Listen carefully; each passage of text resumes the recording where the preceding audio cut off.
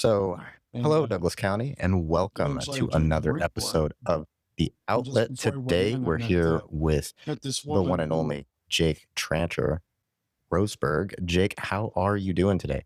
I'm doing swell.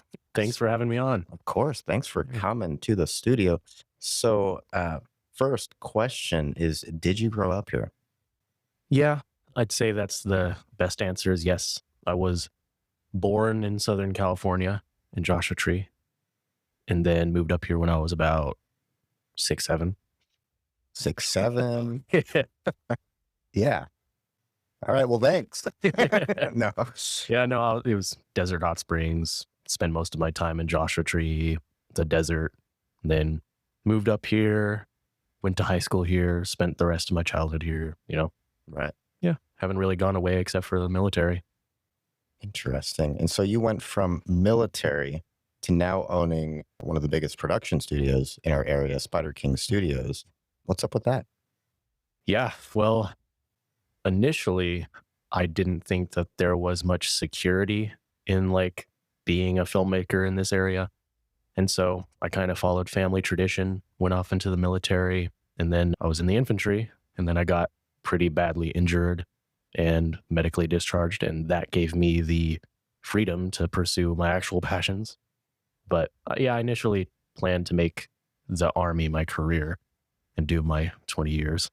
But yeah, I mean, being medically discharged, retired essentially, gave me the free time to actually pursue what I loved, and I just kept making stuff. Is there like a common thread between military and like making movies and stuff like that? A common thread, like, Yeah. so Like something that you could relate to one another as yourself. You got the military, you got making movies. I'd say both of them can lean dramatically or impact emotional value. yeah, yeah. I mean, I've done a lot of educational stuff with the filmmaking, and a part of that was this thing called the Patton Veteran Project, where veterans came together and made movies, and that's cool.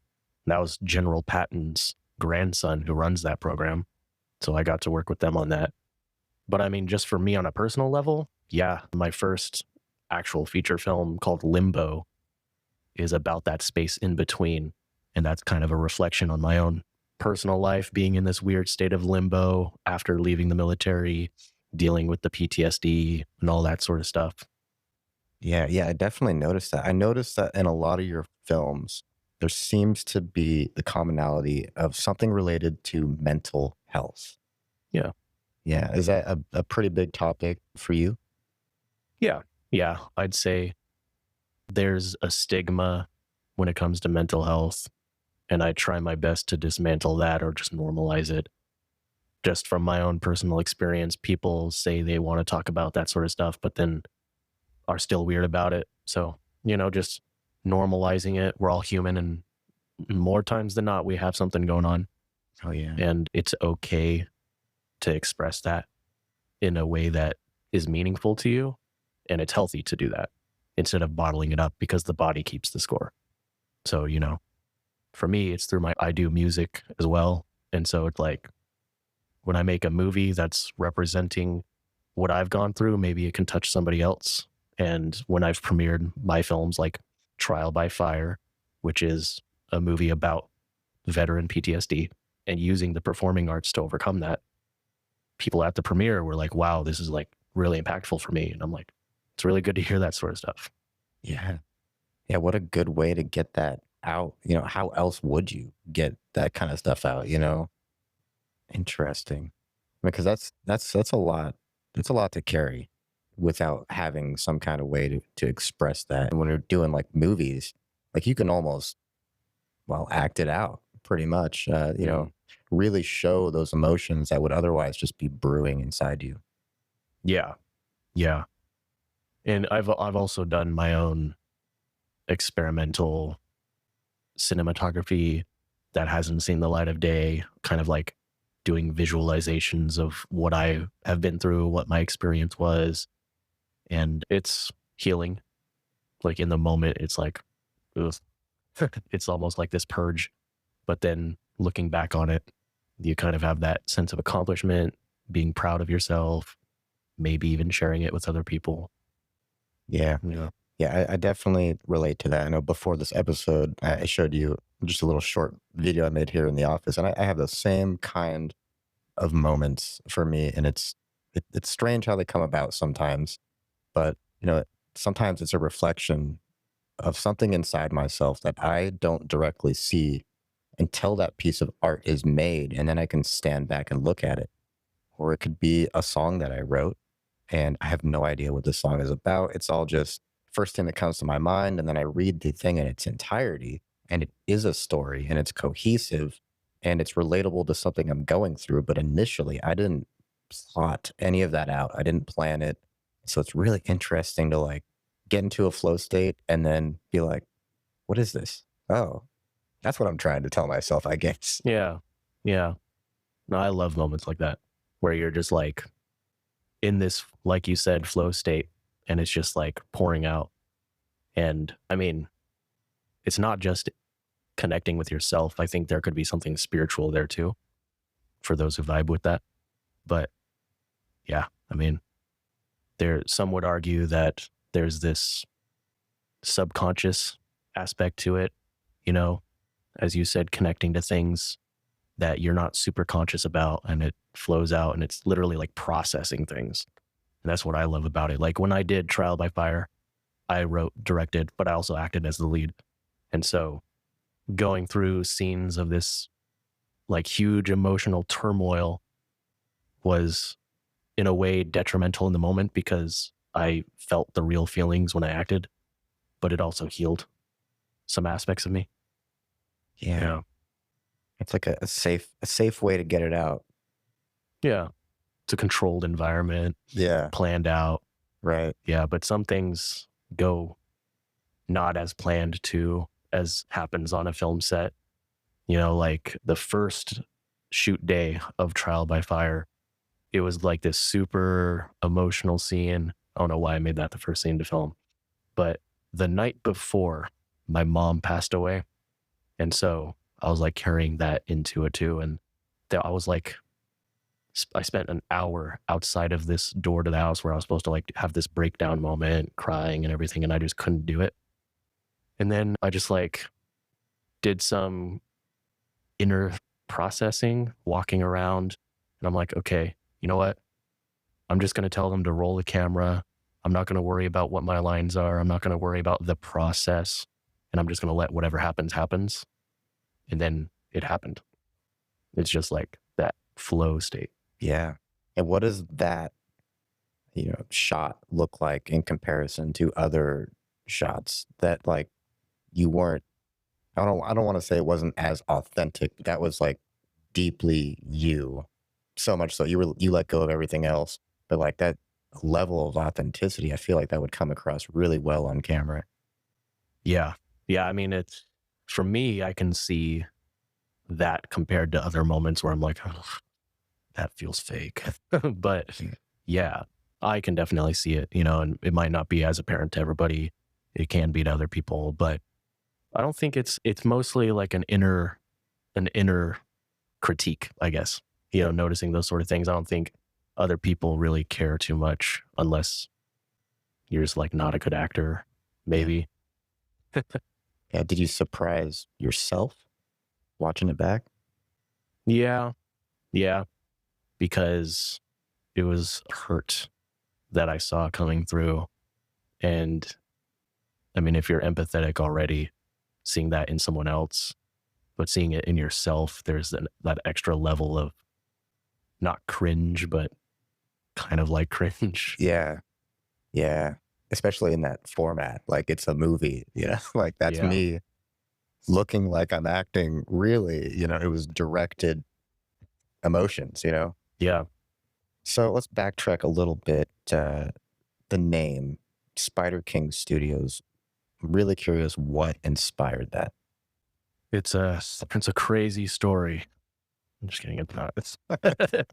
It's when I was a kid, I got my first Xbox 360 and I wanted the gamer tag Spider-Man, but it was taken. and it recommended Spiderking. And so I just took it And and that's it stuck with me. Yeah. wow, inspiring. You hear it, you heard it here. Yeah. Yeah. No, I mean, and it kind of like over the years, I'm just like, I want something unique. And so kind of like you've heard of Rooster Teeth. It's Mhm. that like unique, weird, it makes you stop and think, wait, what? Is this a spider store or what? Yeah. What's going on? Like Rooster Teeth. Ugh. Spider King. I get told all the time though that with the name Spider King, they expect us to be exclusively horror. But Yeah, I guess that could make sense. I do like how the logo of your spider's got the camera lenses for eyes. yeah, Yeah, yeah, that is a nice touch. It makes sense. Lots of different angles yeah. that spiders have. Yeah. So you've got a production studio here in Roseburg. Why Roseburg? Why not LA? Why are you not beating down Hollywood's door trying to compete with those guys? Well, primarily because I just don't want to have anything to do with them. I have had my own thought process of going and doing the traditional route of being like a PA and working up the ladder. I even, after making one of my films, showed it to a producer at Universal, and they were like, this is pretty good. What you could do is just like come down here, spend 10 years working your way up to direct, and then possibly make it. And I'm like, what? How would I spend 10 years directing and no matter what, I get to make what I want? And so ultimately for me, it's just providing opportunities to those who wouldn't otherwise have them. And because here in Douglas County, there's just not a lot of filmmaking opportunities. You see that up in Portland, you see that even down south in Ashland, of course, further down in LA and all that, but there's nothing here. And so that's what I want people to do is like, if you don't have experience, you can just step into a film studio. Even with our short films, I mean, weekly we make content. So I just want to make the industry accessible and do things morally less corrupt, have less like of a clique when it comes to hiring actors of the same circle for everything. You know what I mean? Yeah. Yeah, even so much that you've gotten more into like the education side of it. I've seen you've hosted a couple uh, film education series with the student creator program. Is that what it's called? Yeah. Yeah. Formerly Youth Media Projects, and it's now called the Student Creator Projects. But yeah, Mercy Foundation, and it's funny because that's actually the organization that got me into film pretty much. It was the Youth Media Projects. And essentially what it is these kids from all over Douglas County get to come together and talk about social issues that they care about. And so they write the PSAs, they write the scripts, they write, the concepts, make the storyboards, do everything. And then a production company would just come down and film it. And so I got to see the camera and I got to see myself act on screen. And I was like, wow, this is what I want to do. Because before in high school, I was just like into the performing arts. I did acting and stuff. And that's what I thought I wanted to do. But then being a part of an actual film production, that changed my mind. And so it's really cool to come full circle and be the production company for that program now. And we do it differently. I actually put the camera in the kids' hands and they do it. I want them to be a part of the process of learning the gear and doing all that now. Yeah, that's awesome. And are you noticing that these kids are able to express themselves in the same kind of way that you felt like you could when you found it? Yeah. Yeah. I'm always looking for that spark in them where they're like, oh, yeah, this is awesome. I want to do that. And especially this last year that we did it, we found that quite a bit.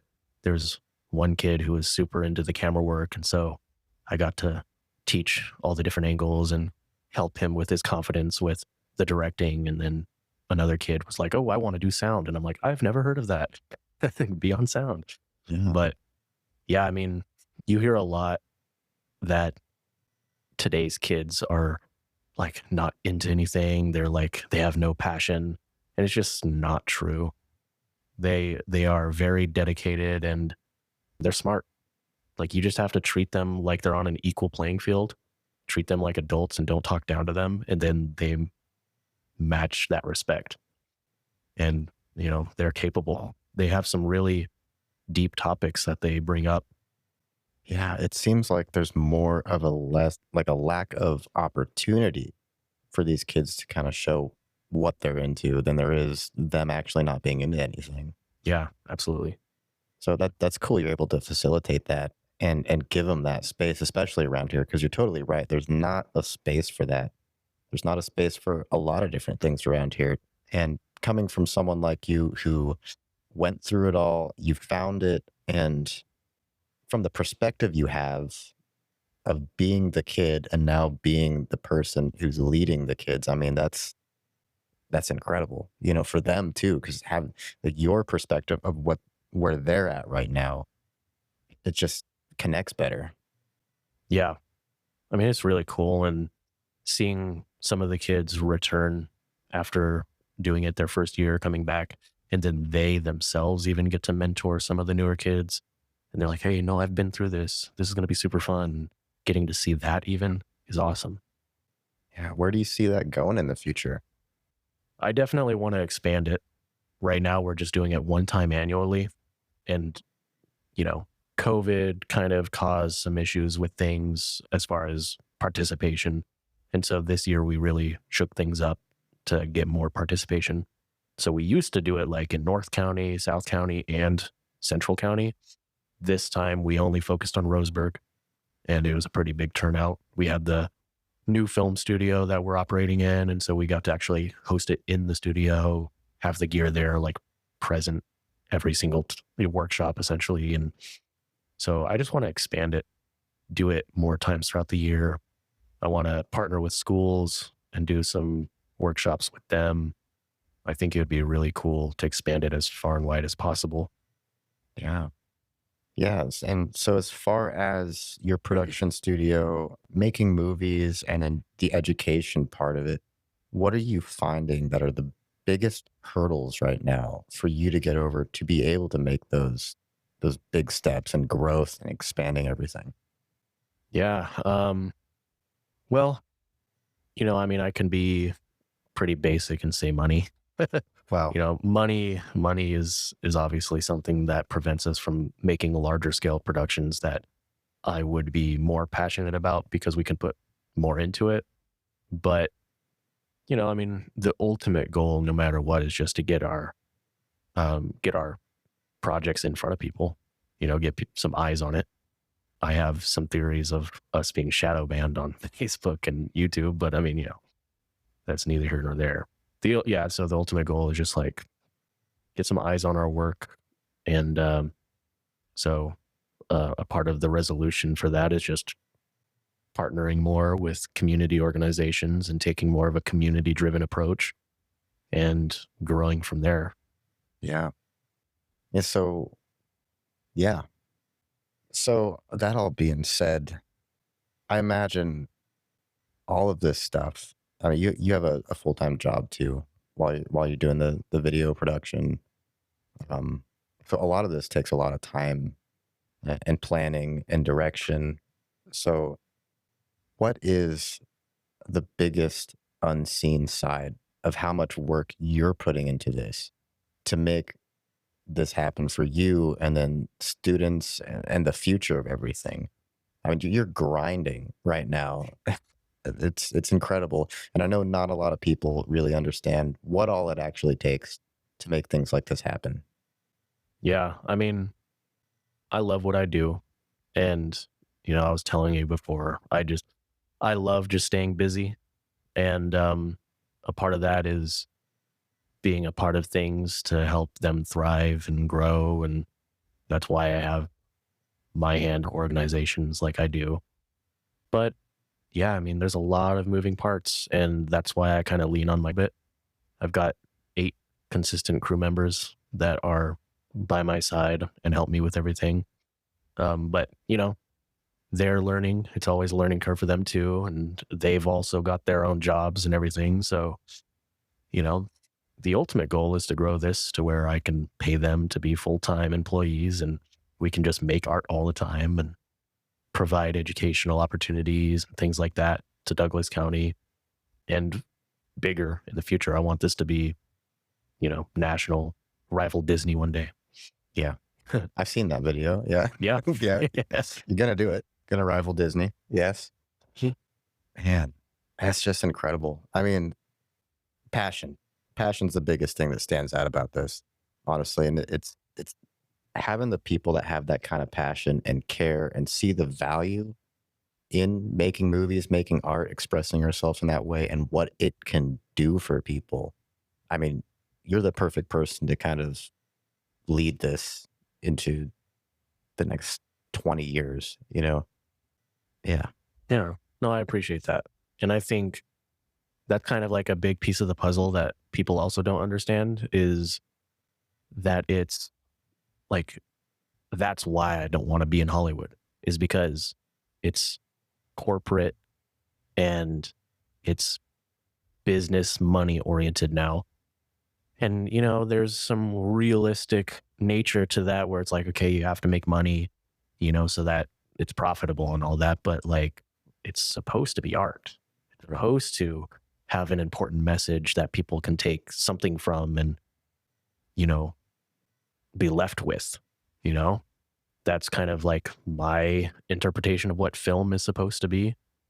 And so us doing it here, there is no like penny pinching. I mean, well, there is, but Wow. for the actual budgetary reasons, but there is no like executive saying we can't do something because it's not good for the budget or anything like that. Like, it's all for the art, and it's all for the meaning and messaging behind the art. And some people lose that because when they think about movies or film industry, they think about these like run of the mill films that come out on the big screen, that they're like, oh, this again. Yeah. And we're trying to do something different. Right. And it's not about the money. Yeah. And that's a running theme I've noticed with a lot of people who are just passionate about what they're doing. It's never about the money, but the money becomes a necessary part of the equation. But like, they care so much that it's like, they're not trying to get rich off it, genuinely trying to help people or get message across, help their community, stuff like that. It's interesting how those go hand in hand. Yeah.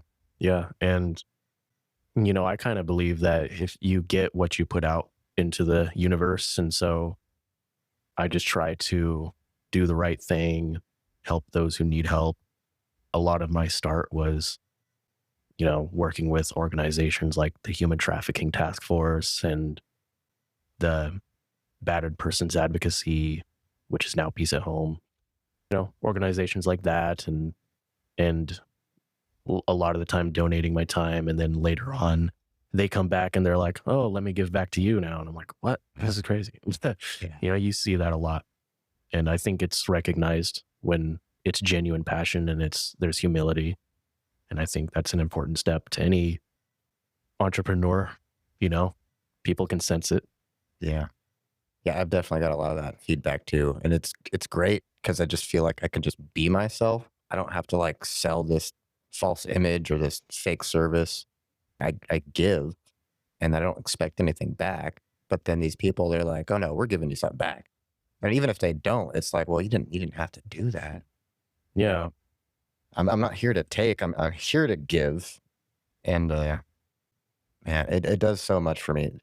It just helping people really, fills my cup. Yeah. I mean, this platform that you have right now, right here that we're on. Yeah. Like, to my understanding, you're, putting a lot of time and effort into it. And I think it's needed. Like, there's been a lot of transitionary period in this county when it comes to news and bias, on a national level too. So it's like, people need people like you. People need transparency. Yeah. This show is meant to kind of save people time, but instead of someone having to sit down with you and hear your story for themselves and learn about you, now they can listen to this podcast and get a general understanding of who you are and decide whether or not they want to support you or not, or at least what you do. Yeah. And providing that opportunity alleviates so many things because people just like to say opinions and then say it's the truth, you know? Yeah. Yeah. So, I mean, and then the video portion of this, you get to see people, their body language, what they look when they're saying things. You can see the passion in the people, and I think that's an important part of it. So I think it's all just about reconnecting people and realizing that we're all having this human experience. You know, Yeah. it's it's a lot. I know it's a lot, but like everybody's having a human experience, and we just need to remember that sometimes.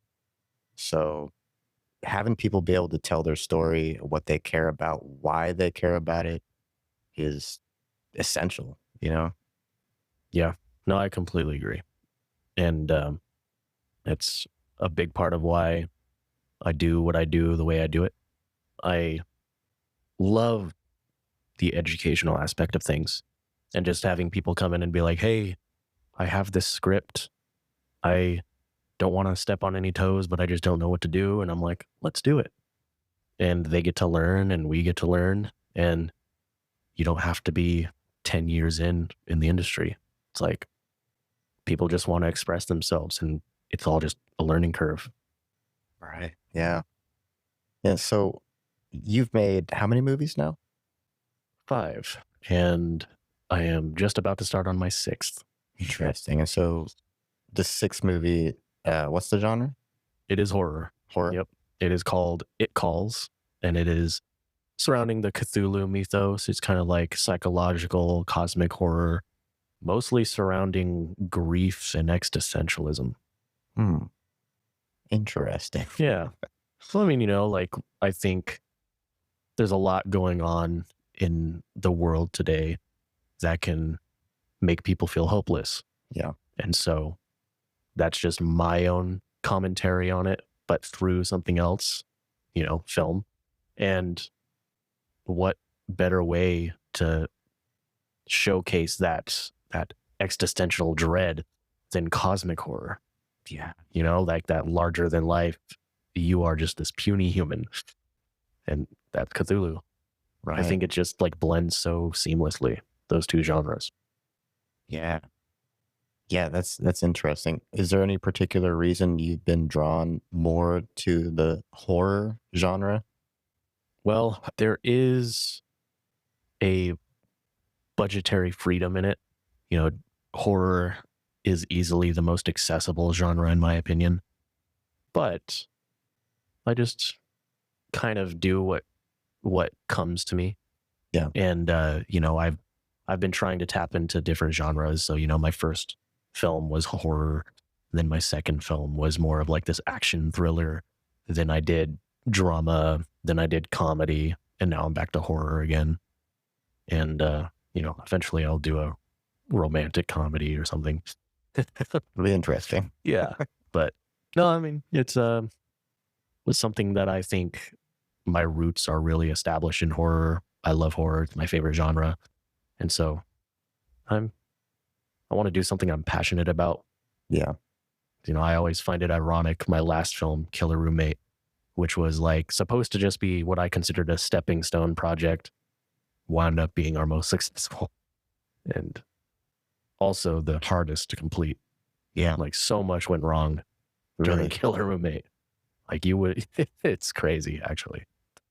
Like we had our production schedule, but then it took an extra year of production and we had an actor die. We had like 2 businesses that we filmed at go belly up after we filmed. Like, are we a bad omen or something? Yeah. But we finished it and now it's on Amazon and Tubi and every smart TV. Wow. So how long in total did the production take? Just about 2 years. About 2 years? Yeah. Wow. It was supposed to be about a 6-month production, but then we had some setbacks and then more setbacks. And a lot of it came down to people just like not showing up. Like when we first made some films, everybody wanted to be a part of it. But then we put these casting calls out for extras and stuff, and we could even get a lot of RSVPs, but then people just wouldn't show up. And so that was an interesting development. Yeah, I wonder why that is. I think it'd be like a really cool thing to be like an extra in a movie, any movie. Yeah. Yeah. I always thought it was a cool thing. Yeah. Yeah. Weird. Yeah. And I can understand like it could come down to money. You know, there's only so many pizzas you can offer people. Were you offering pizza too? Yeah, all sorts Wow. of craft services. We always, provide crafty on set. But, we're trying to raise money for It Calls Yeah. so that we can pay actors. But right now, we're considering it unpaid until the crowdfunding's successful. Right. So, Yeah. I mean, it's really cool. Like, I don't know why a lot of people wouldn't want to be involved unless they really just don't vibe with horror movies. But, like yeah. it's a pretty big opportunity if you know about it and if you like movies, which I feel like a lot of people kind of do. So aside from movies, have you ever thought about doing like a TV show type thing with episodes? Oh, yeah. Yeah. Yeah. Yeah. I've got a lot of content in my notes. Yeah, my dream is to eventually do a cinematic universe.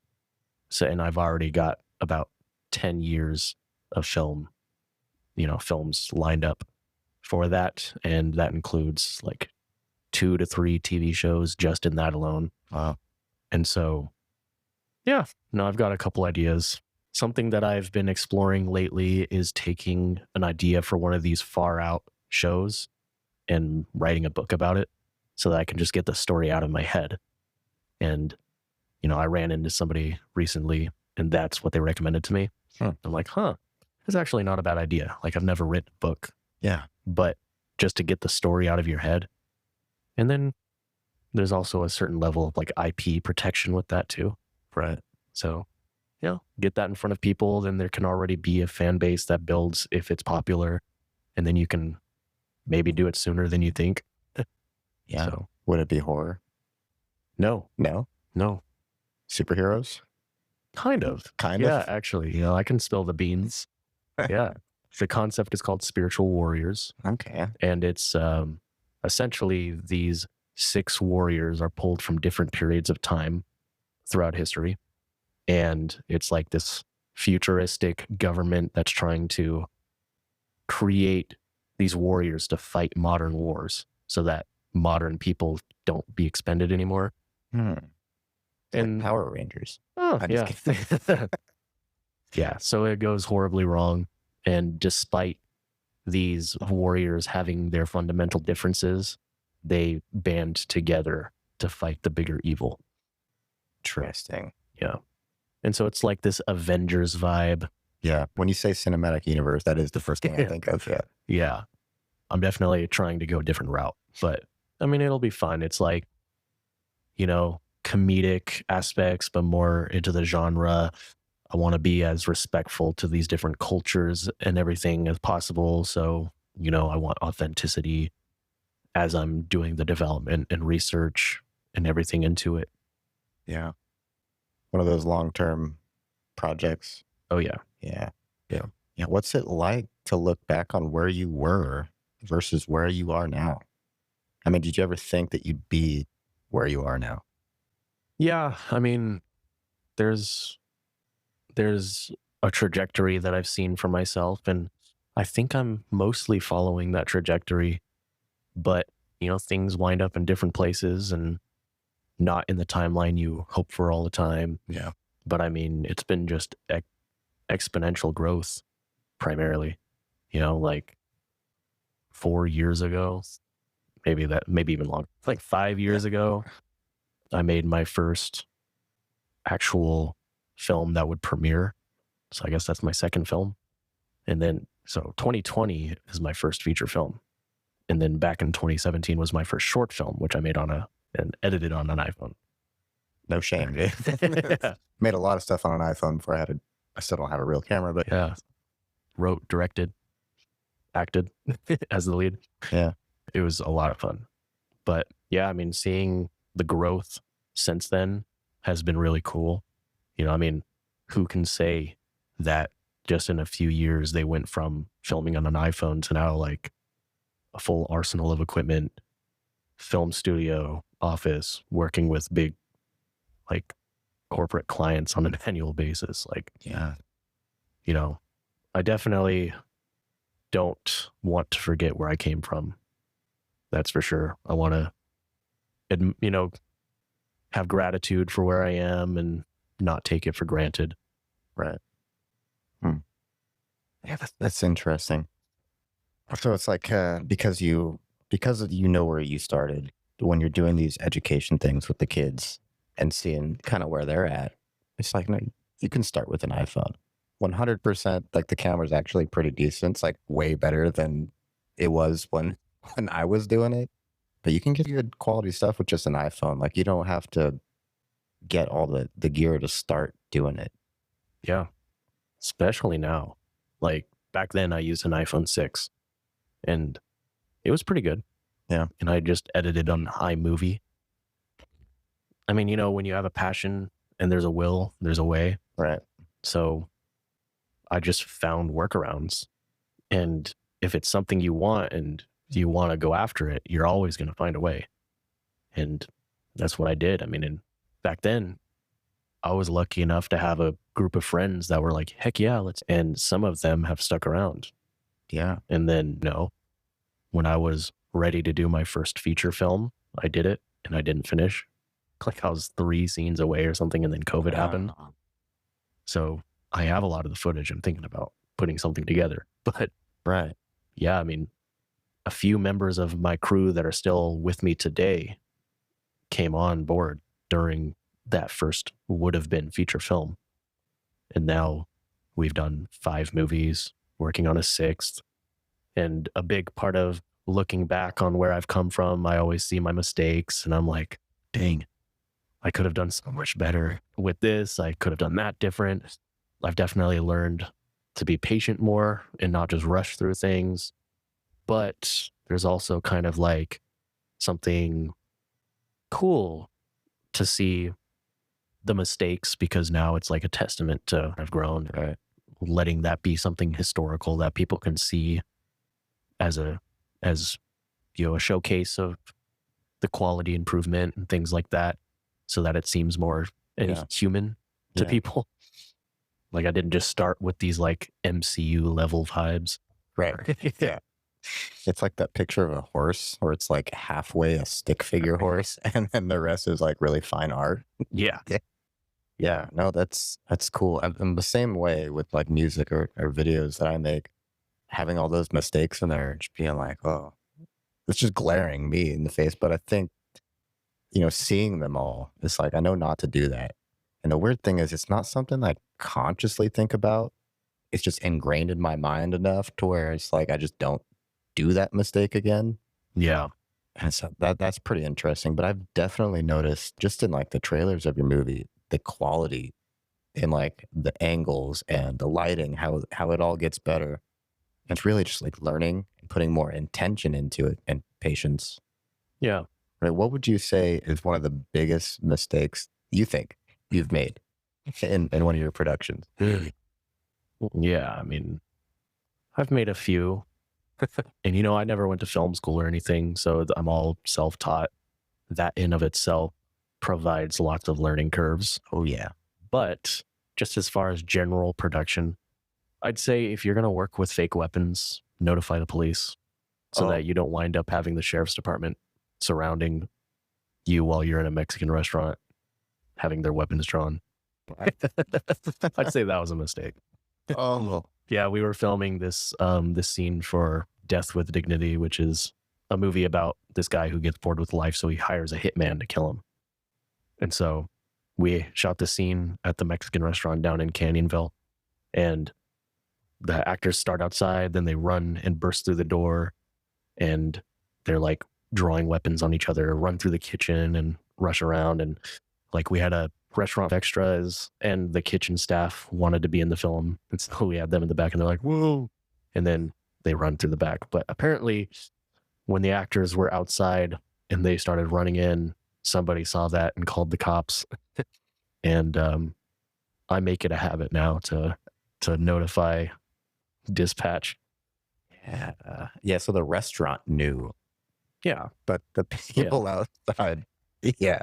yeah. No, it was funny. Like some of the cops were like peeking through the window because they're like, "What's actually happening?" And like some of our crew were like, "Oh no, oh no!" Like Right. putting their hands in the air, Yeah. like getting on their knees, and I'm like, "Dude, it's." Oh, man. And nobody filmed the cops, you know? Yeah. Little do you guys know, this is actually a real police raid that made the cut. Yeah. Yeah. Jeez. Wow. Yeah, and I've had that happen to me a couple times. A couple times. Yeah. Yeah, I mean, like, yeah. With my first short film, I was 17. And so doing, I was 16 or 17. Whatever. Yeah. So we were at an elementary school and we had fake guns because it was like a zombie short film. And so, the cops showed up for that, a Yeah. bunch of people with guns at a school. Elementary school. Yeah. Yeah. And then additionally, they were like, how about you just like make a sign or something that says movie set or something? And I'm like, okay, yeah, we can do that. So we made signs and then we like leaned them against the fence and they weren't visible. So the cops came back again and were like, guys, these need to be more visible. Like, yeah, got it. And then we did a beheading scene. And so there's like a bunch of hair and like fake blood just on the ground. That poor janitor. It didn't notify the public. It's like, if you guys happen to walk under this bridge, like, just letting you know we're filming a beheading scene right now. So, don't cops. Wow. Yeah. Yeah, I'd say those are some mistakes right there. I mean, you didn't get in too much trouble, thankfully. But Yeah. yeah. No, it was funny because that Mexican restaurant incident wound up on Southern Oregon Scanner. And so there's like people on Facebook, they're like, I don't know. I'm waiting to see if there's anything fatal. Yeah. And I'm like, Yeah. I'm sorry. I commented myself and I'm like, my bad guys. Yeah. It was all fake. It was all Yeah. fake. Dang. Yeah. You got any other crazy stories that have happened in one of your productions? I mean, that sounds pretty crazy, but Yeah. Oof. Crazy stories. I don't know. Trying to draw from my memory here. But I think mostly police related. yeah. Yeah, which funny enough, I've played a cop in almost every one of my films unintentionally. Yeah. Yeah. Unintentionally. It's weird, except for the ones where I'm like playing the lead. So like first film Limbo, I was a cop, just an extra. I cameoed in my own movie. And then Death with Dignity, I was a cop, an off-duty cop in the beginning of the movie. It was this like scene that we just filmed like randomly because we were like, we want to add like this intro to the movie. And then Juvenile, I was like a main kill as a cop. Wow. I was Officer Harris. Killer Roommate, I played a cop. Yeah. The main cop. Right. The comedic relief of the movie. Was it just because like you had the cop outfit? You're like, I wore different outfits. You wore different outfits over time? It was only until I got to Killer Roommate where I'm like, wait a minute. Yeah. I genuinely didn't intend. What does to that play say a about cop. you? Yeah. I want to be authority. Yeah. This guy really wants why authority. else am I a director? Yeah. Yeah. Jeez. That's funny. Yeah. Unintentionally playing a cop. Yeah. So I made a vow I'm never going to play a cop again. No, I would keep it going, dude. To be honest, yeah. Yeah, why not? And even if you're the main character, I think you could still pull it off. You just have a twin brother. We've joked about that. Yeah. Yeah. I mean, I never really read much into Cthulhu prior to hearing about your movie. And I like how you mentioned when you're, doing a little trailer sequence for your films, talking about it, and you're like, it literally called to me. Yeah. I got that. Yeah. Man, it's super interesting. So how do you think Cthulhu relates to you in this moment, maybe this phase of your life? I mean, it's kind of touched on it earlier, but it's like, I don't know. What do you think? Yeah. I think Cthulhu as a character, I'm not sure. the whole reason why I wanted to do the movie to begin with is because it was sort of a passion project that my dad and I were working on Mm. because he's like super into the Lovecraft stuff. Okay. And so he was initially supposed to play the lead and I wrote it for him to be the lead. Mm. But things morphed and, life gets complicated. Yeah. And so I'm kind of doing this and he's cheering me on from the side and we're going to work on a separate project probably. But it's now morphed into this new thing where Cthulhu is not really even going to be in the movie. And that might be disappointing to people, but it's about what he represents, Oh. which is that psychological element. Yeah. So it's not going to be this like big dooming creature feature. It's going to be the inner workings of someone's mind and the downhill spiral of insanity that someone can go through after trauma. That's Wow. essentially the movie. Like trauma, grief, things outside of one's control being followed by these things from your past. Yeah. Yeah. Interesting. Well, that definitely, okay. That's cool, actually. I was imagining a giant CGI Yeah. Cthulhu. Yeah. That was in the first draft of the script, but I just kept turning the pages and just went, this doesn't fit. We just can't. I don't want to show Cthulhu. At the end of the movie is for the audience to decide for themselves whether Cthulhu is even real. Because this could all just be inside the main character's head, Ooh, or it could be real, and it's up to interpretation. I like that. Yeah. Yeah. Huh. Interesting. So lots of emotional storytelling. Yeah. A lot of stuff that's not going to be said. You're just going to have to pick up on. Is it easier to make emotional storytelling where there's not a lot of words, or to have a script? Like, what is the biggest difference between those two things to you? I think the expression of emotion and the delivery of that to an audience is the biggest difference. Because, a quote that I've been told is the audience's mind is the most powerful theater. And so if you give them a message to stew on, it could probably be way more powerful than any dialogue you can deliver. So there's been multiple instances where I've written scenes in this movie and I'm like, this dialogue exchange doesn't need to exist. These characters can just look at each other and we can film it like 10 different ways with 10 different emotions. Yeah. And in the editing room, we'll just figure out what feels the best. And then the audience from there will get their own feeling from it. Right. Yeah, so you've got to have a really good gauge on being able to pick that stuff up. And I imagine a lot of that comes from being empathetic. Yeah. Yeah. Yeah, I'm cursed with it too. It's okay. Yes. But feeling that, I mean, that's an interesting skill to have, and to convey that to people to where they feel it too. At the same time, it's kind of up to their interpretation. But like just getting those, like, it's the lighting, it's the mood in the room, the expressions, the camera angle, all these things go into conveying this feeling through a screen. And you're right. Like when I imagine like writing a movie script, I imagine dialogue. You know, they're telling this person that they're sad. Really, you don't have to say anything, Yeah. And it just depends on the acting, really, if it's coming across good. Yeah. And my philosophy with screenplays specifically is that they're just supposed to be a blueprint because, they're formatted way different than even a stage play, screenplay, a script for a stage play or even a teleplay for TV. Yeah. Because, you got the blocking, the camera angles, the transitions and stuff.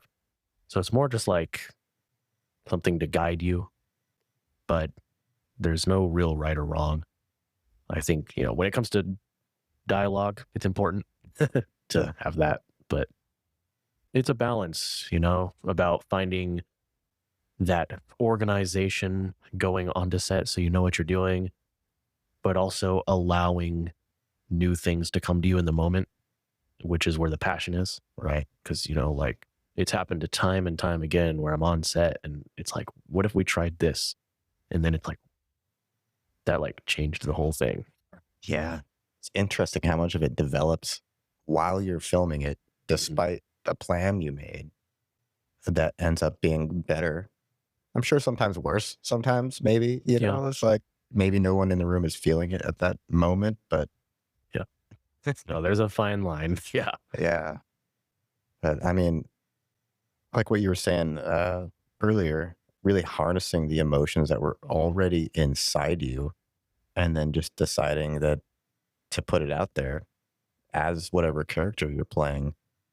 And it's really like an extension of your identity at that point. Yeah. Yeah. It can be dangerous. You know, some people call that method acting. I think method acting is a little bit more involved than just drawing from real emotion. Yeah. But, you know, like the months following Trial by Fire was kind of like a depression for me, oddly enough. Like it was healing, the process was, but I like pulled up so much emotions and it was kind of like a big thrust in my healing process for me. And so, yeah, it very much can be an extension of your own like emotional state, subconscious or not. Like things that I look back on that film and I'm like, this is like still teaching me things Yeah. like what I went through emotionally during those moments. Yeah. Um, kind of tapping into something we were talking about earlier about, you know, looking back on where I started and where I wound up. Things are different than I imagined they would be, especially this new route of a job path that I've taken working with Lotus Media Group now. And that's a whole can of worms that we could talk about, Right. maybe on a separate occasion.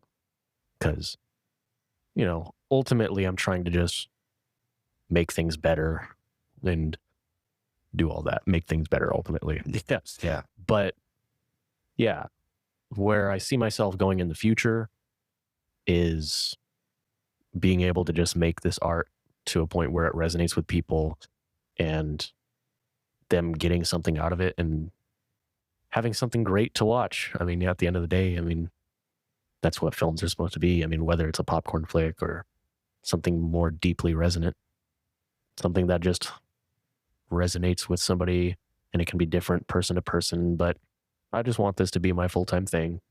You know, there's that selfish aspect of me that wants, you know, to make more money so that I can Right. do it in a proper way but I'm doing it now without the money.